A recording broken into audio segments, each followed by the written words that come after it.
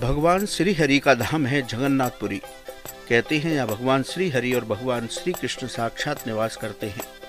जगन्नाथपुरी में हर साल विश्व की सबसे बड़ी रथ यात्रा का आयोजन होता है। आषाढ़ मास की द्वितीया तिथि को रथ यात्रा निकाली जाती है। इस साल ये रथ यात्रा 7 जुलाई को निकाली जाएगी। रथ यात्रा का यह उत्सव पूरे 10 दिन तक चलता है।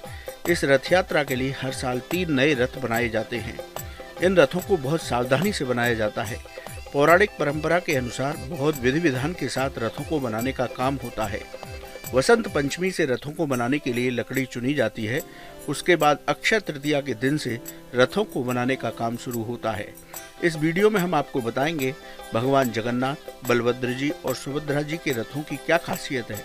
इसके साथ ही बताएंगे रथ यात्रा के बाद इन रथों का क्या किया जाता है।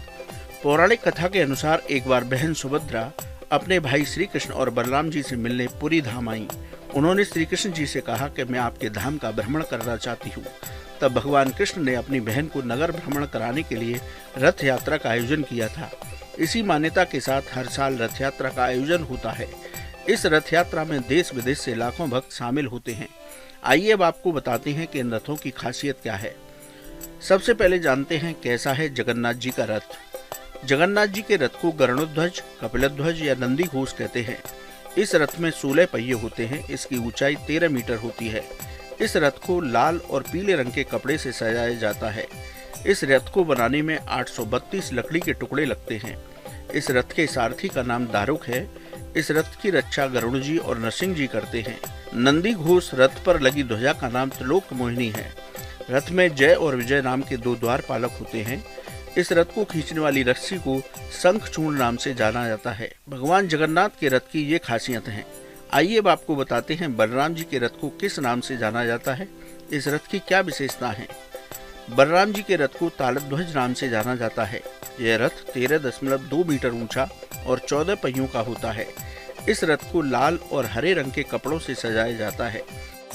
इस रथ को बनाने में 763 लकड़ी के टुकड़े लगते हैं। बलराम जी के रथ के रक्षक वासुदेव और सारथी मताली होते हैं। इस रथ की ध्वजा का नाम उनानी है। इस रथ के 2 द्वारपाल नंद और सुनंद हैं। इस रथ को खींचने वाली रस्सी को बासुकी कहा जाता है। बलराम जी के रथ के बाद आइए अब आपको बताते हैं बहन सुभद्रा का रथ कैसा होता है, कैसी है उसकी खासियत। सुभद्रा जी के रथ का नाम देव दलन है। इस रथ को दर्प दलन और पद्म ध्वजा नाम से भी जाना जाता है। यह रथ 19.9 मीटर ऊंचा और 12 पहियों का होता है।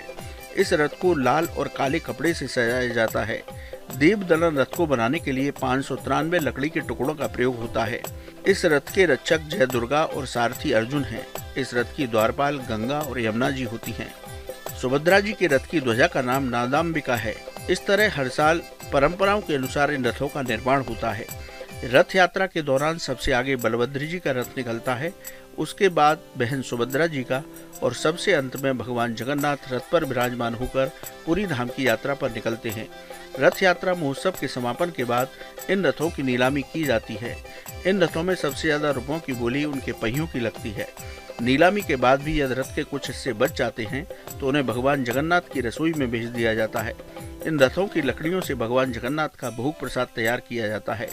यदि आप भी रथों की नीलामी में शामिल होना चाहते हैं तो मंदिर की वेबसाइट पर जाकर इस नीलामी में शामिल हो सकते हैं। लेकिन इन रथों को खरीदने के बाद कुछ विशेष नियमों का पालन करना होता है। यानी आप इन रथों को खरीदने के बाद इनका प्रयोग किसी गलत कार्य में नहीं कर सकते।